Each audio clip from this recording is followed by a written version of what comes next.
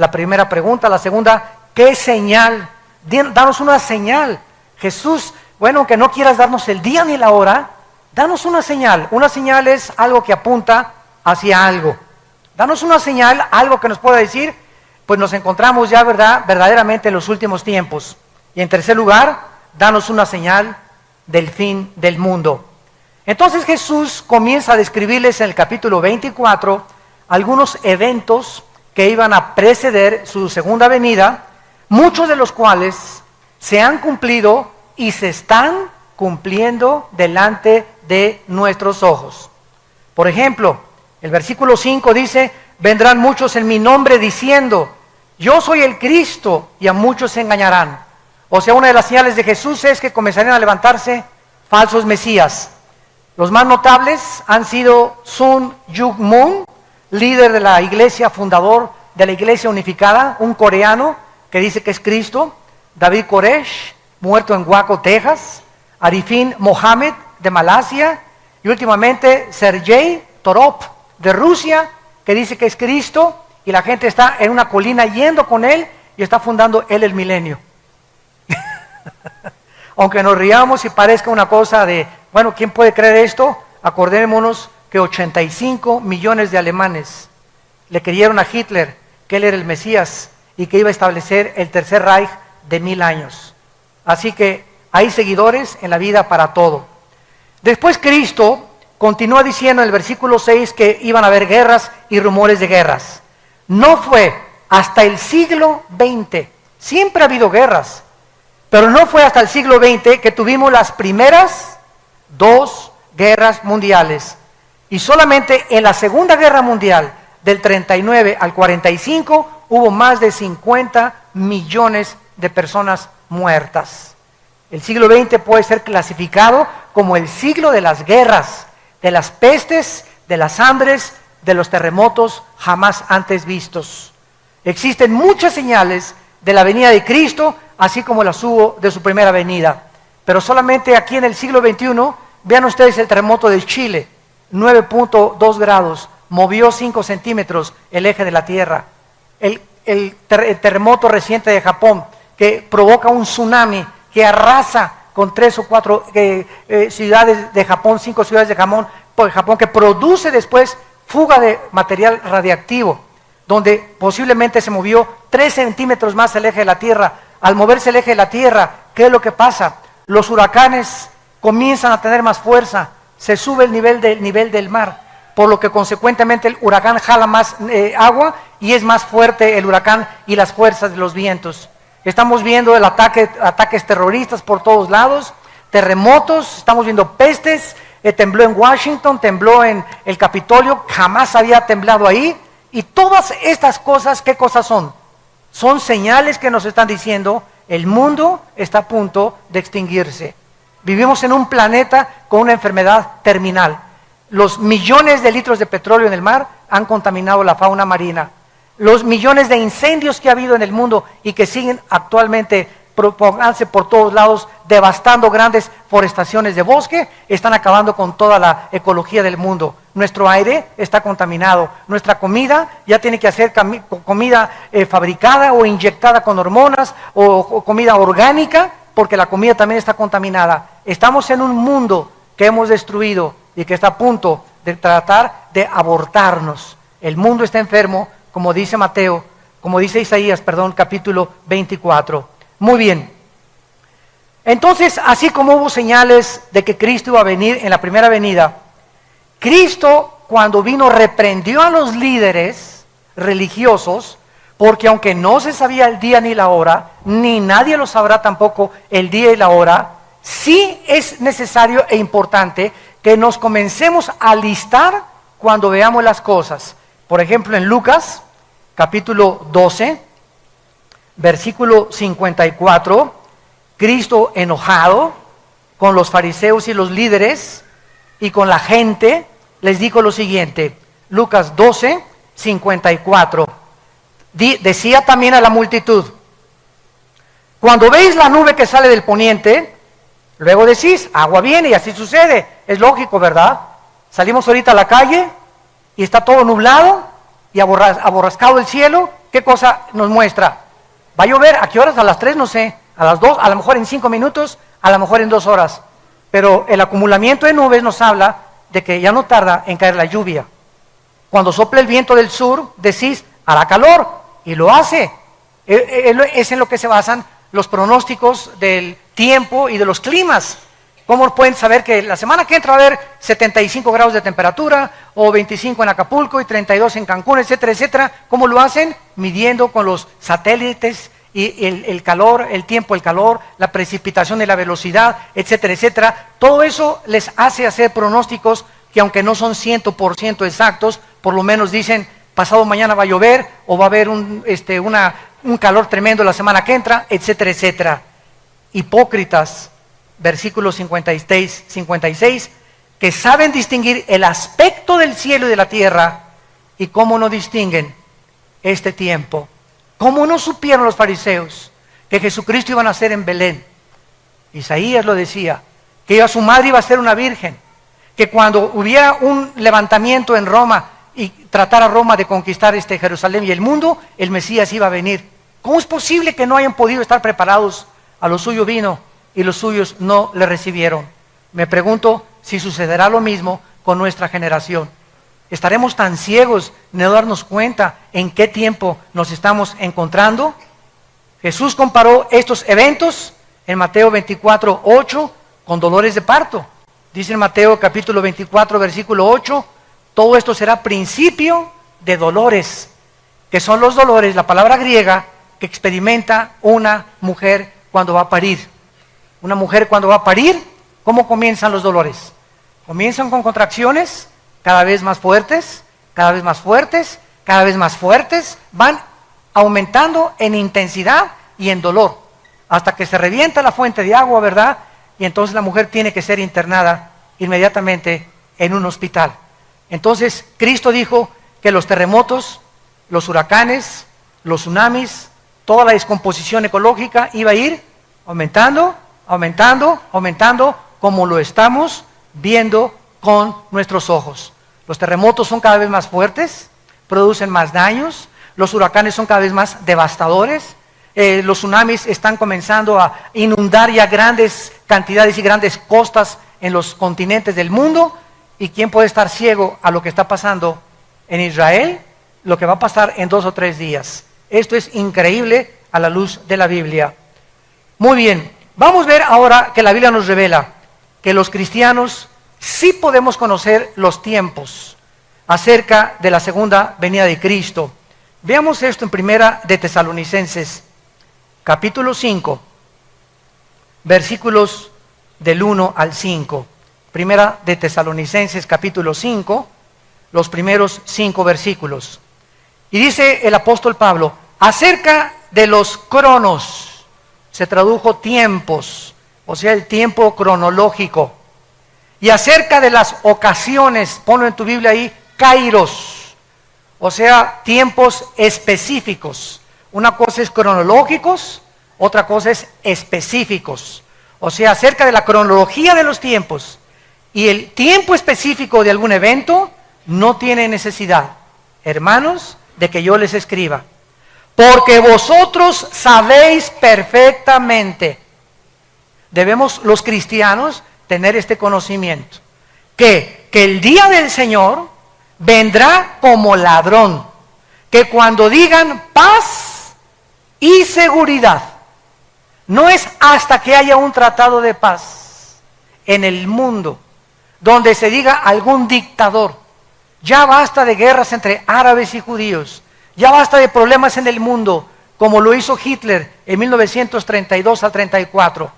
Alemania estaba azotada por el comunismo, se formó el Partido Nacional Socialista, no había trabajo, el orgullo alemán estaba hasta los suelos después de que perdieron la Primera Guerra Mundial, era una población, un grupo humillado ante el mundo, y llega una voz del Führer, de Hitler: yo saco a Alemania, comienza a darle el empleo a todos, fabrica, producen la Porsche, se produce el carro Volkswagen, que Hitler dijo, le voy a dar un premio al mejor diseñador de autos, que me haga un carro para el pueblo. La palabra Volks significa pueblo en alemán, Wagen en alemán significa pueblo. Entonces, Volkswagen significa el carro del pueblo. Y pues hasta el momento, ¿verdad?, ha sido un carro increíble desde la Segunda Guerra Mundial. Y sacó a Alemania totalmente del pozo de desesperación en que se encontraban. Y 85 físicos, matemáticos, doctores, licenciados, abogados, maestros de escuela, no estoy hablando de indígenas, 85 millones de profesionistas, de personas cultas, de personas que fueron a la universidad con premios, noveles, etcétera, etcétera, votaron por Hitler y le creyeron a Hitler. ¿No le creerán al anticristo? Cuando el anticristo va a hacer señales sobrenaturales, lo van a tomar como un extraterrestre al anticristo, va a hacer llover fuego del cielo, va a hacer que su imagen aparezca de repente por todos lados, van a creer que realmente los extraterrestres ya aterrizaron en la tierra y van a traer la época del acuario que el diablo ha promovido en el mundo desde hace muchos años. Entonces dice el apóstol Pablo, versículo 3, cuando digan paz y seguridad, vendrá destrucción repentina como los dolores a la mujer encinta y no escaparán. Escuchen con atención lo que dice Pablo. Mas vosotros, hermanos, o sea, todos nosotros los cristianos, no estamos en tinieblas para que aquel día nos sorprenda como ladrón. Dios no quiere que nosotros seamos sorprendidos de repente y voltees y tu esposa desapareció y tus hijos desaparecieron y millones de bebés en los hospitales recién nacidos desaparecieron y pilotos con aviones se van a estrellar en el mar porque el piloto desapareció. Choferes van a congestionar las carreteras internacionales porque desaparecieron de repente manejando. Va a haber un caos y una confusión en el mundo entero de la desaparición de millones de personas. Tú vas a ser de aquellos que vas a decir, ¿qué pasó? ¿Dónde está mi vieja? ¿Dónde está mi viejo? ¿Dónde están mis hijos? No, ¿verdad? Dios no quiere que nosotros seamos como ladrón. Vendrá a los incrédulos, pero no a nosotros. Métete eso en tu cabecita. Ustedes no están en tinieblas para que aquel día los sorprenda como ladrón, porque ustedes son hijos de la luz. Somos hijos del día. Dios quiere que tengamos luz, que sepamos en qué tiempo nos encontramos. No somos de la noche ni las tinieblas, por tanto no durmamos como los demás, sino velemos y seamos sobrios. Es tiempo de que sepas que para esta hora has nacido. Es tiempo de los guerreros de Dios. Es tiempo de tomar la bandera de la verdad y decir, ¿de qué camiseta te pones? ¿De Chivas o América? Imagínate una persona que llega al estadio con la camiseta, Chivas aquí y América abajo. Oye, por favor, no, yo soy de los dos. Nadie puede ser así. ¿Eres o no eres de uno o del otro? Báñate. O imagínese Barcelona y Real Madrid, ¿no? O, por favor. Cristiano y mundial. No puedes. Es tiempo que nosotros decidamos verdaderamente que para esta hora hemos nacido, para levantar la bandera de la verdad, para predicar a Cristo, para seguirlo, para velar, para guardar nuestros corazones, a nuestros amigos, ganarlos para Cristo, hablarles de Cristo. ¿Por qué? Porque en cualquier momento podemos desaparecer, en cualquier momento puede venir Cristo por nosotros. Muy bien, todo lo dicho anteriormente fue en respuesta a la pregunta, ¿qué señal habrá de tu venida y del fin del siglo? Sin embargo, vamos otra vez a Mateo 24, a nuestro pasaje, versículo 32 y 34, que vamos a examinar con lupa. Sin embargo, la señal más importante, síganme con mucho cuidado, más que los terremotos, más que las pestes, más que las hambres, más que cualquier otra cosa, la señal más importante, el termómetro de Dios se encuentra en la nación de Israel. Israel es el termómetro de Dios. Dios escogió un puntito insignificante en el Medio Oriente, comparado con las 22 multimillonarias naciones árabes que rodean a Israel. Un puntito insignificante. Los judíos no son mejores que los mexicanos, ni que los árabes, ni que los palestinos, ni que los rusos. Dios en su soberanía escogió solamente un punto geográfico para que ahí se centraran las principales profecías de la historia. Para que de ese punto geográfico saliera la Biblia. para que de ese puntito geográfico naciera el Mesías, el Hijo de Dios. Y si hubiera escogido México, los ingleses hubieran dicho, ¿y por qué no nosotros? Y si hubieran escogido a Francia, ¿y por qué no los alemanes? La cuestión es que a Dios le dio la gana, no te iba a preguntar a ti ni a mí, a escoger un punto geográfico y una nación, y Él escogió a Israel. ¿Y quién va a contradecir a Dios? ¿Por qué escogiste a Israel? Vuelvo a repetir, no fue porque fueran mejores, porque se los dijo en Deuteronomio 7, sino porque los amé y porque quiero que mis profecías se cumplan a través de ustedes. Entonces Dios escoge a Israel y desde 1948, 14 de mayo de 1948, el Estado libre, independiente y soberano de Israel, ante los ojos estupefactos del mundo entero, se constituye como una nación en un día. Cumpliendo la profecía de Isaías 66, ¿podrá nacer una nación en un día? Pues ha sido Israel la única de la historia.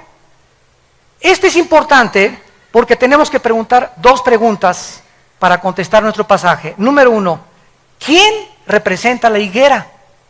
Porque dice el pasaje, Mateo 24:32, de la higuera aprendan la parábola. Cuando su rama está tierna y brotan las hojas, sepan que el verano está cerca. Y la segunda pregunta que tenemos que contestar es, ¿cuánto tiempo involucra una generación? Si podemos descifrar estas dos claves, ¿quién es la higuera y cuántos años constituyen una generación a los ojos de Dios en la Biblia? Tenemos bastante información para darnos cuenta que nos encontramos en esa generación, que no pasará hasta que todo acontezca. Sigamos leyendo y sigamos estudiando.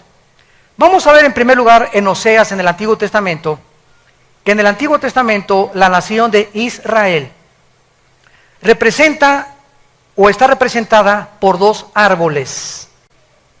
Uno es la vid, que produce uvas, o la viña, y otro la higuera, que produce higos. Dice en Oseas 9, versículo 10, ¿ya lo tienen? Como uvas en el desierto, hallé a Israel, como la fruta temprana de la higuera, en su principio vi a vuestros padres. Aquí Cristo compara con dos árboles a Israel, con la vid y con la higuera. Pero es interesante, ¿verdad?, que la higuera es la última planta del año en florecer. Hay tres árboles en la Biblia: el olivo, que representa las bendiciones. Dice en Romanos 11 que fuimos injertados en el olivo. Nosotros somos el olivo silvestre, el olivo original es de Israel. El olivo representa las bendiciones que vienen con el Espíritu Santo. La vid representa el sistema religioso, la viña. Isaías 5, planté una vid y vine a buscar fruto y no la encontré. Y esta misma parábola de Isaías 5, representando la vid, Cristo dice cuando vio la higuera, la maldijo, que era una profecía más adelante de que Israel atraería la maldición sobre sus vidas por haber rechazado al Mesías. Y en tercer lugar, la higuera representa la resurrección nacional de Israel. Entonces tenemos el olivo, tenemos la vid y tenemos la higuera. Pero cuando Cristo, de los tres árboles, escoge la higuera para decirnos, cuando reverdezca, cuando resucite, cuando otra vez ante los ojos del mundo Israel vuelva a levantarse después de más de 2000 años de que no tenían patria, gobierno ni sistema religioso, sepan que se acerca el verano. Quiero decirles con más exactitud que esta generación no pasará hasta que se cumplan todas estas cosas. Vemos también en Lucas capítulo 13 acerca de la higuera que Cristo nos está describiendo. Dice Lucas 13, versículo del 6 al 9. Dijo también esta parábola: tenía un hombre una higuera plantada en su viña, y vino a buscar fruto en ella, y no lo halló. Y dijo al viñador: he aquí hace 3 años que vengo a buscar fruto en esta higuera, y no lo halló. Córtala. ¿Para qué inutiliza también la tierra? Él entonces respondiendo les dijo: Señor, déjala todavía este año, hasta que yo cabe alrededor de ella y la abone, y si diere fruto bien, y si no la cortarás después. ¿A quién se refería? A Israel. Vino Cristo al mundo y no a lo suyo vino. ¿Quiénes eran los suyos? Los judíos. Cristo vino a los judíos. Y después pasó a los gentiles el evangelio, pero el evangelio vino a predicarse primero a los de su pueblo, a los judíos, porque de ahí iban a ser el Mesías, de ahí nació. Entonces Cristo no encontró fruto y lo compara con un árbol, por eso se llama parábola, porque es una verdad espiritual ilustrada con una verdad o con la ecología o con los árboles, los pájaros, las plantas. Cristo ilustra todo lo que está aquí terrenalmente con las cosas del cielo, para que las entendamos. Vemos pues aquí otra vez que la higuera representa a la nación de Israel. Ahora, el hecho de que Cristo tenía en su mente a Israel se confirma aquí mismo, en este capítulo, versículo 34 y 35. Y Cristo grita: Jerusalén, Jerusalén, versículo 34, que matas a los profetas, apedreas a los que te son enviados. ¿Cuántas veces quise juntar a tus hijos como la gallina a sus polluelos debajo de sus alas, y no quisiste? Vean ustedes la maldición. He aquí vuestra casa os queda desierta, y os digo que no me verán hasta que llegue el tiempo en que digan: Baruch Hashem Adonai Eloheinu, bendito sea el que viene en el nombre del Señor. ¿Va a decir lo mismo? Esto lo dijo como una nación, Dios lo va a decir como contigo. Voy a ver ahorita, Pancho tiene ya 5 años de cristiano, me voy a ir a asomar a su casa, a ver si lee la Biblia, a ver si ora, a ver si en su escuela está hablando de Cristo, a ver qué películas ve. Voy a buscar fruto en la vida de Pancho. Voy a buscar fruto en la familia Díaz, a ver cómo está esa familia. Dios nos examina y Dios busca fruto en nuestras vidas. No nos engañemos de que seamos cristianos si no estamos produciendo fruto. Aunque seas hijo de pastor, aunque tu mamá sea la monja de Zacanicapatlán, aunque tu tía sea obispo, aunque hayas nacido en un hogar cristiano, eso no garantiza que seas cristiano. A lo mejor eres religioso, pero tú no tienes una relación con Cristo personal. Entonces Cristo viene a buscar fruto a nuestras vidas. Cuando Él venga, los cristianos que estén con fruto serán cortados y llevados con Él. Pero los que no produjeron fruto, Él lo está profetizando. Vine a buscar fruto y no lo encontré.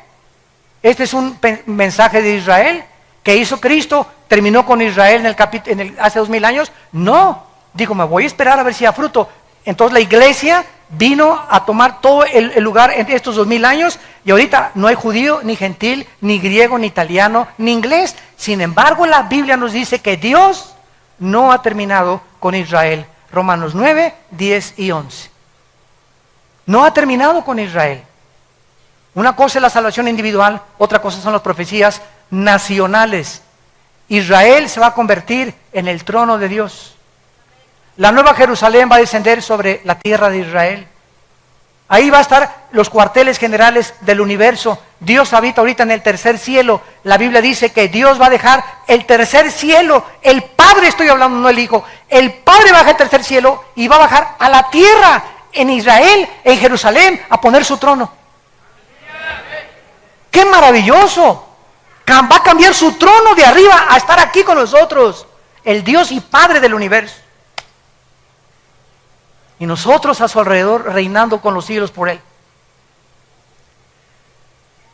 Vemos pues entonces claramente, ¿verdad?, acerca de esto. Ahora dice el capítulo 21 de Mateo, versículos 18 y 19, Mateo 21, 18 y 19, la maldición de la higuera. Por la mañana, volviendo a la ciudad, tuvo hambre, y viendo una higuera, está hablando de Jesús, cerca del camino, vino a ella. Y no halló nada, sino hojas solamente. y le dijo: nunca jamás nazca de ti fruto. Y luego se secó la higuera. Viendo los discípulos que se han maravillado, ¿cómo es que se secó enseguida la higuera? Bajo el Nuevo Testamento, para que entendamos este pasaje, los judíos tenían que presentarse 3 veces al año delante del Señor en la ciudad de Jerusalén. Jesús mismo vino a la ciudad de Jerusalén, vía Jericó, porque era el camino que siempre tomaba Cristo para llegar a Jericó, y en varias ocasiones fue a Jerusalén Cristo para celebrar, ¿se acuerdan las bodas de Caná, los tabernáculos, el Yom Kippur? Lo vino a celebrar Cristo en Jerusalén. Uno de esos días en que Cristo iba a Jerusalén, se encontró con la higuera, que sin duda en los viajes anteriores la había visto. Pregunta, ¿por qué no la maldijo antes, verdad? Lo vamos a ver.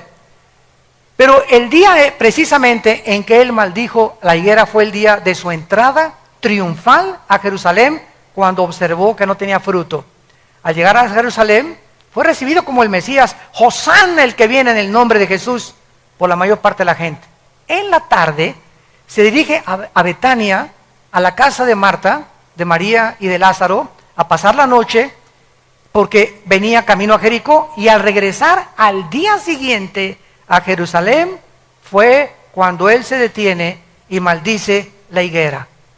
Ya vimos que la higuera representa, sin ningún lugar a dudas, a Israel. Y esta acción de maldecir la higuera, porque no tenía fruto, vemos realmente que es una señal profética de que tampoco había encontrado fruto en la nación de Israel. Y cuando a Cristo lo crucifican, y cuando Pilato le dice a la gente: ¿a quién quieren escoger? Suelta a Barrabás, crucifícale. Pilato les dijo: la sangre sea sobre sus cabezas. Y el pueblo de Israel dijo estas palabras: que la sangre del Mesías sea sobre nosotros.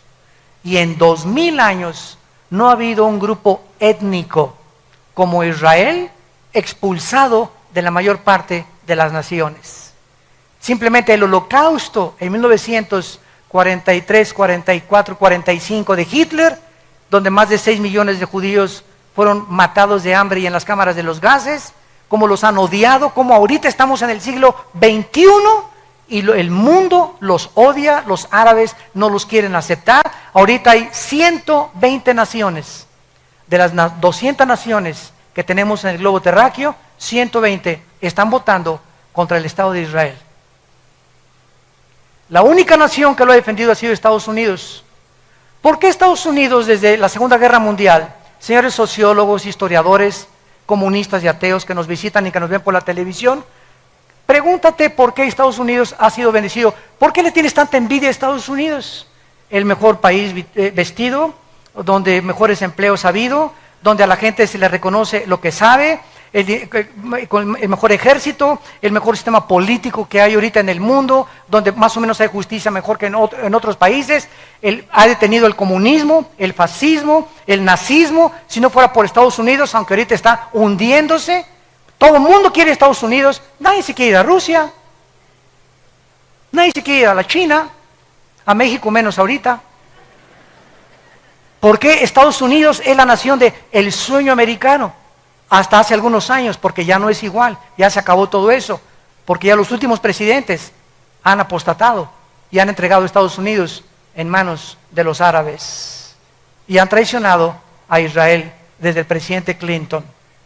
¿Por qué? Porque los árabes tienen el 65% de la producción petrolera del mundo entero. Y ahorita el presidente Obama, si no se alinea con las naciones árabes, le cortan el petróleo a Estados Unidos, y Estados Unidos consume el 50% del petróleo de toda la producción del mundo entero. Después de Estados Unidos sigue China, Japón y Alemania. Pero Estados Unidos consume la mitad del petróleo que se produce en el mundo.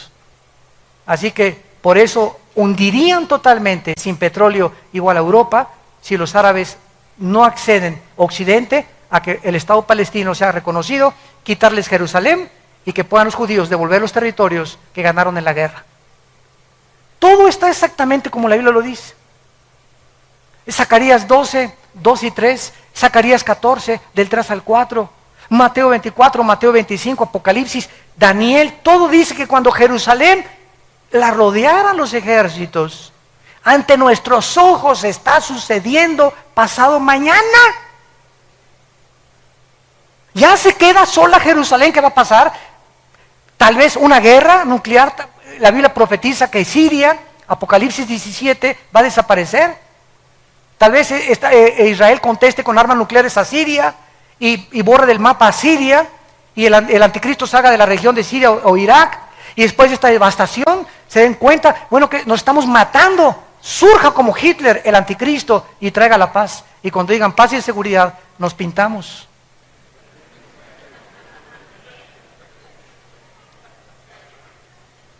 Todo está sucediendo exactamente como la Biblia lo determinó. Dios, yo soy Dios, Isaías 44, que pongo en orden desde el principio lo que ha de acontecer. Nadie más que Dios podía habernos puesto cronológicamente la caída de los imperios, el transcurrir de la historia, cómo iban a acontecer, cómo sería la última generación, lo que iba a pasar. Todo lo que dice Apocalipsis está sucediendo. En el 2012, el año que entra, ¿qué están esperando? Que se alineen los planetas. Que el satélite Alien, ahorita que dicen que es un planeta, cuando se alineó con el Sol, tembló en Chile. Cuando se alineó con el Sol, este planeta, tembló en Japón. Ahora esperan que en 2012 se alinee otra vez con el Sol y tal vez vengan ahora sí radiaciones solares, ya no hay ozono que nos proteja, y comienza el mundo a ser convulsionado. Comienzan los tsunamis a inundar Hawái, Acapulco, Cancún, las costas, la costa mediterránea, Francia, etcétera, etcétera, desfalleciendo los hombres por las cosas que sucederán, confundida la gente por el bramido de las olas y del mar, por los terremotos, y toda la gente buscando una luz, y nosotros somos en esta generación la luz. ¿Estás tú brillando en tu casa, en tu familia? ¿Estás tú brillando en tu trabajo con tus amigos? ¿O sigues con el triunfo del amor? ¿Sigues viendo a Lady Gaga? ¿Por qué estás tan enchamucado como estás? ¿En qué mundo? Es que es el tiempo de nosotros. Hay un solo versículo en el Nuevo Testamento de David. Un solo versículo de David en Hechos. ¿Saben lo que dice la Biblia de David? El Espíritu Santo, ¿cómo resumió la vida de David? Dice en Hechos, y David sirvió a su generación. Es todo lo que se dice de David. Ahorita es la generación de nosotros. Desde que tú naciste es tu generación. ¿Qué estás haciendo por tu generación? Los años así pasan.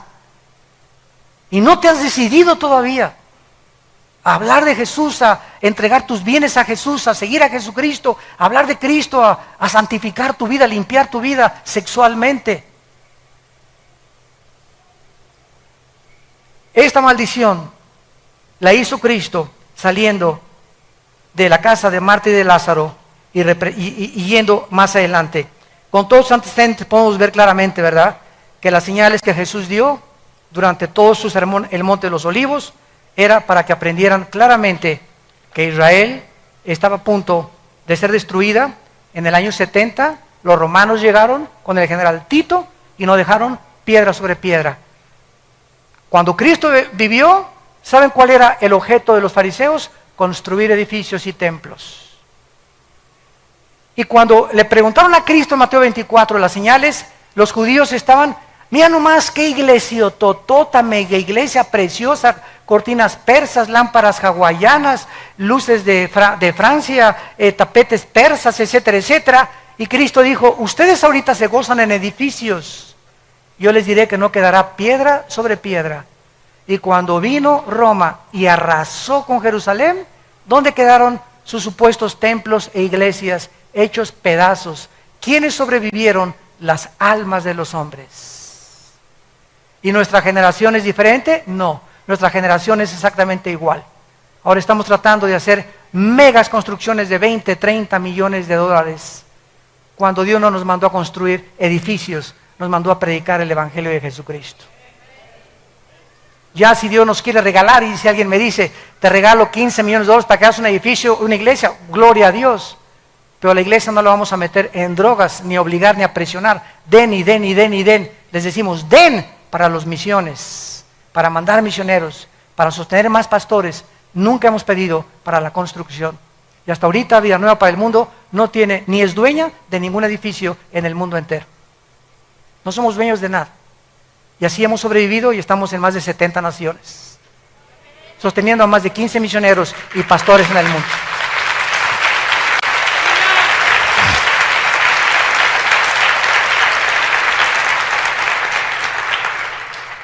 Los judíos pues fueron dispersados a los 4 confines de la tierra, quedaron por tierra cerca de más de 2000 años.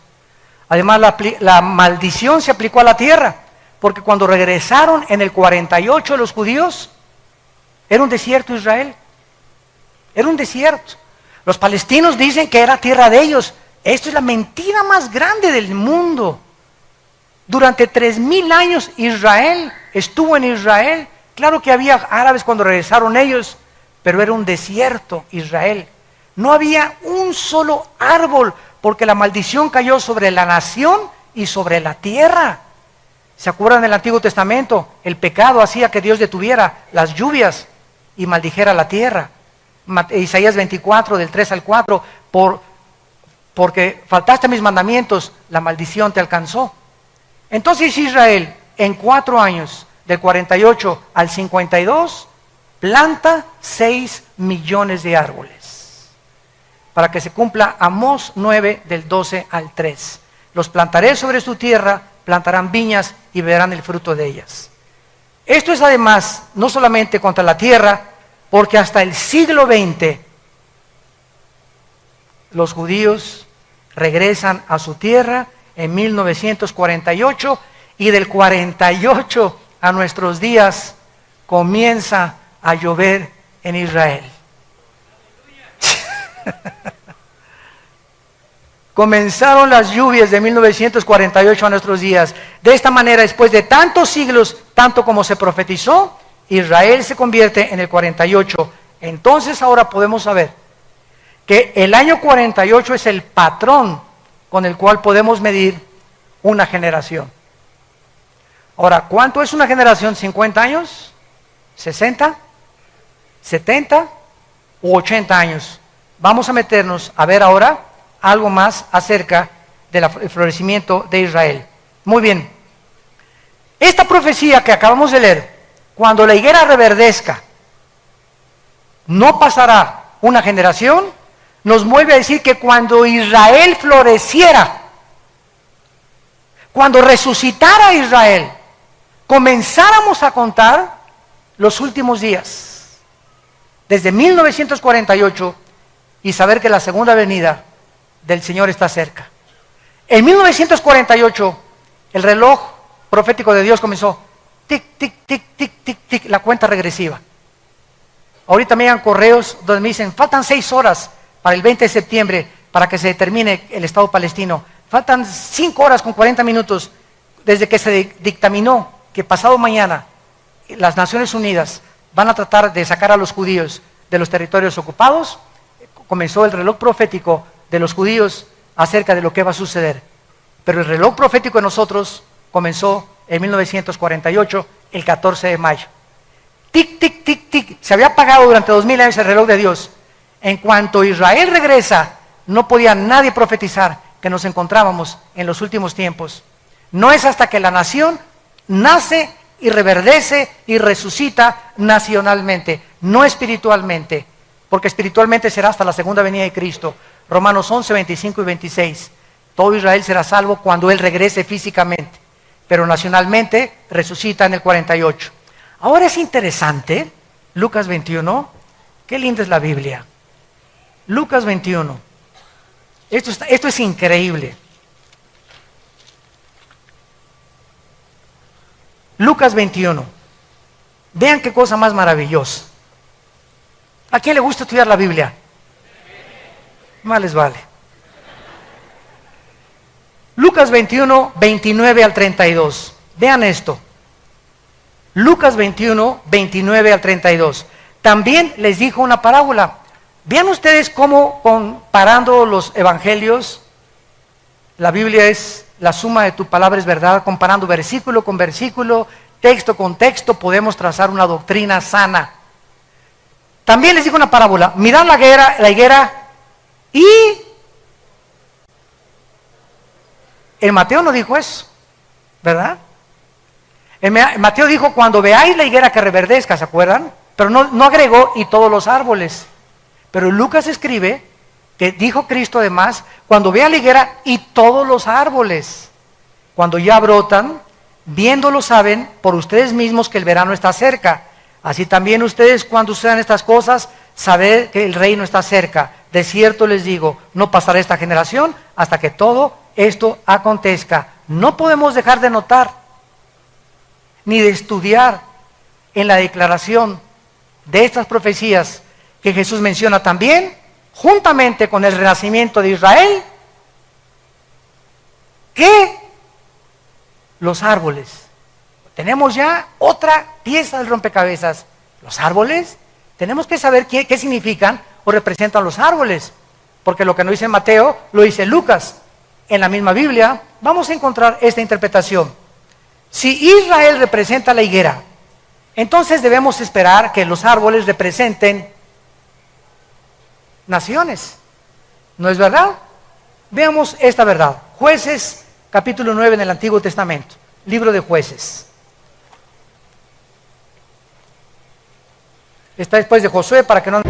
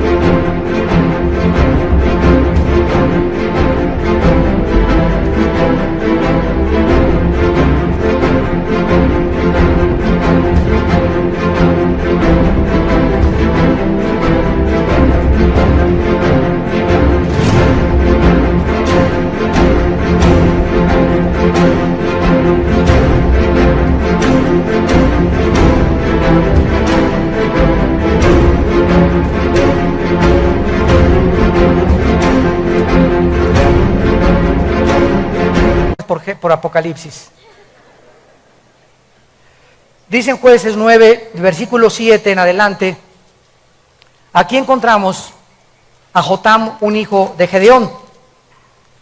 Y este muchacho habían matado a todos sus hermanos, y entonces se dirige a una banda de terroristas que se llamaban los de Siquem. 70 hermanos o hijos de Gedeón habían asesinado, porque todos querían ocupar el trono, era la lucha por el poder, y Abimelech quería sentarse en el trono. Entonces, este muchacho les cuenta una historia, una parábola, y vean ustedes qué usa para representar los gobiernos o las naciones.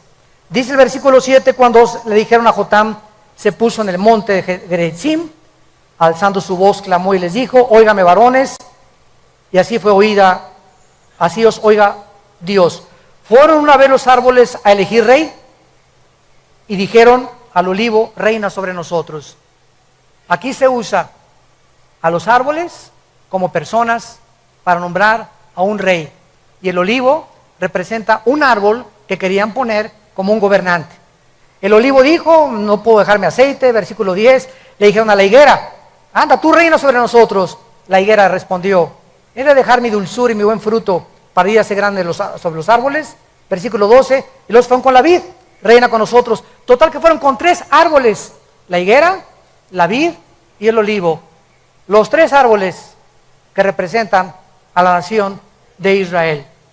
Vemos pues que los árboles representan en Daniel 4 también. Nabucodonosor se le compara con un árbol que va a crecer y que es cortado y que no va a dejar de dar fruto. Con estos ejemplos podemos ver algo extraordinario a la luz de la historia que nos puede ya comprobar realmente qué significan los árboles. Una vez que vemos que los árboles representan personas, gobernantes o naciones, ¿a qué naciones? Si los árboles se representan naciones, ¿a qué naciones se refería Jesús que iban a reverdecer juntamente con Israel? Qué asombroso es esto.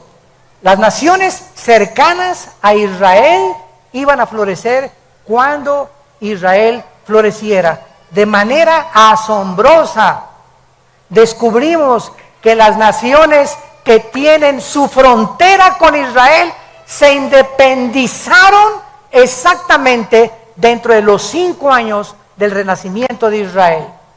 El Líbano, Jordania, Siria y Egipto obtuvieron su independencia entre 1943 y el 52.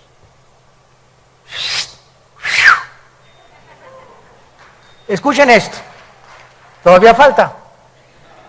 Líbano, después de la Primera Guerra Mundial, Francia obtuvo el mandato de Siria, que era la antigua porción del Imperio Otomano o de los persas. Francia superó la región del Líbano en 1920 y en el 43 Líbano florece como nación independiente.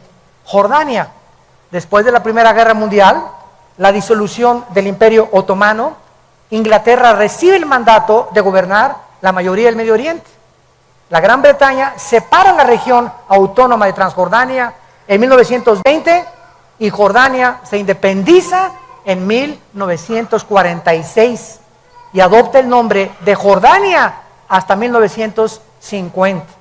Siria administra esta región Francia después de la guerra y Siria se independiza en el 46 también, exactamente cuando se independizó Jordania. Egipto obtiene su independencia y soberanía con el derrocamiento de la monarquía británica en 1952. Estas naciones, al igual que Israel, no existían independientes hasta después de 1943. Y esto fue simplemente eran parte del Imperio Otomano, parte del Imperio Británico o colonias de Francia. Su nacimiento alrededor de Israel en el 48 nos muestra de manera asombrosa que eran las naciones a las cuales Cristo profetizó, que no es coincidencia que en ese tiempo de 5 años se independizaron todas las naciones que tienen su frontera con Israel. ¿Es la Biblia la palabra de Dios? ¿No es maravilloso que nosotros podamos saber claramente todo lo que está pasando en el mundo? Y terminamos con la generación. La IER es Israel, las naciones, las que tienen su frontera con Israel, que se independizaron. Ahora tratemos de ver cuánto es una generación a la luz de la Biblia. La palabra generación, dor, en el hebreo, se tradujo al griego genea, de donde viene la palabra genealogía, de donde viene la palabra genes. Nuestros genes también vienen de ahí. Y esta palabra significa una época o una generación de personas o un periodo particular de vida desde el nacimiento hasta que morimos. Vean ustedes el Salmo 78, versículo 8. Salmo 78, versículo 8. Y no sean como sus padres, generación contumaz y rebelde, generación que no dispuso su corazón, ni fue fiel para con Dios su espíritu. Israel nació el 80% de la gente de Egipto cuando tenían 40 años. Más 40 en el desierto. 80 años. Muy bien. ¿Son 80 años una generación realmente? Bueno, vamos a ver que si representa a un grupo de gente que nace y muere dentro del mismo periodo de tiempo, se le llama una generación. Salmo 90, versículo 10, nos saca de dudas. Los días de nuestra edad son 70 años.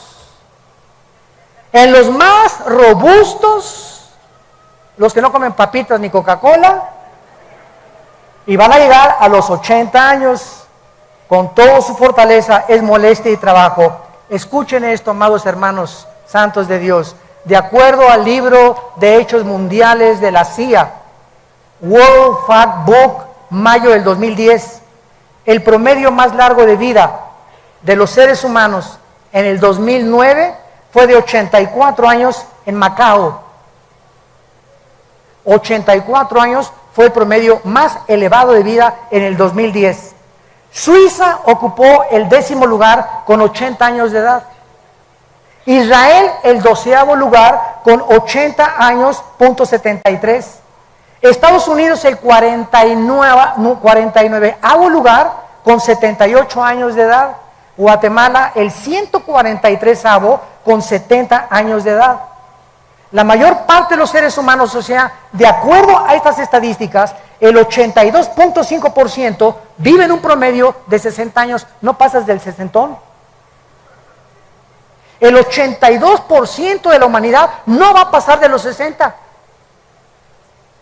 ¡Qué increíble es esto! Y solo un 9.8% de toda la humanidad alcanza los 80 años de edad. Mi mamá ya la hizo porque tiene 86. Billy Graham tiene casi 96 años ya de edad.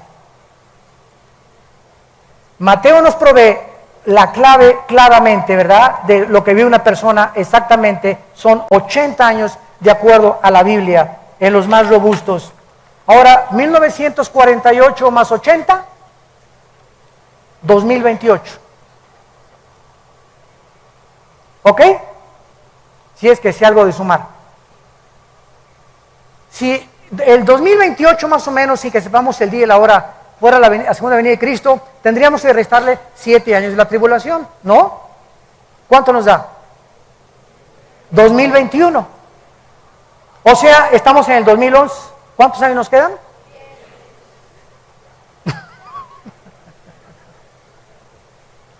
Aquí no podemos de ninguna manera ser dogmáticos. Y eso no contradice lo que Jesús dijo, el día y la hora nadie la sabrá, pero sí los tiempos. Yo no sé si será el rapto en el 2002 o en el 15. Yo siempre he dicho que no pasábamos del 15, según cálculos, y que nos libre Dios de poner una fecha, porque seríamos falsos profetas. Pero los tiempos aproximados son posiblemente antes del 2028. Si la generación de los 80 años se cumple de acuerdo a la Biblia. Pues en el 20, en el 19, en el 16, en el 23, por favor no digan, el hermano Aldisen dijo. Me meten en problemas. Que quede bien claro lo que estamos diciendo. Y sabe una cosa, que cuando yo leí esto, se me estremeció la piel. Le dije, Señor, ¿realmente nos estás diciendo que nos quedan 10 años, 12 años más de vida tal vez?